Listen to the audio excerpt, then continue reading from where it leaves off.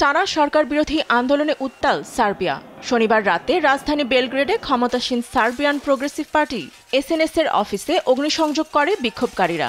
এ সময় পরিস্থিতি নিয়ন্ত্রণে আনতে পুলিশকে কয়েক দফায় সাউন্ড গ্রেনেড ও কাঁদানে গ্যাস ছুড়তে দেখা যায়, তবে ঘটনায় হতাহতের কোনো খবর পাওয়া যায়নি।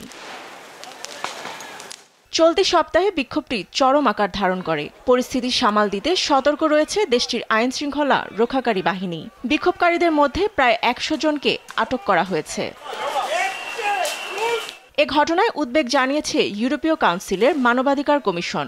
সংঘাত নিরসনে পুলিশের অতিরিক্ত বল প্রয়োগ ও ধরপাকড়ের সমালোচনা করেছে সংস্থাটি। তবে দেশটির স্বরাষ্ট্রমন্ত্রী ইভিকা দাদিচ পুলিশের বিরুদ্ধে আনা অভিযোগকে অস্বীকার করেছেন।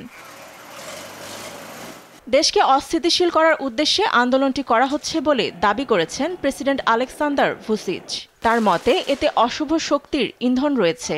সরকারের আগাম নির্বাচন দেওয়ার কোনো পরিকল্পনা নেই বলেও জানিয়েছেন তিনি।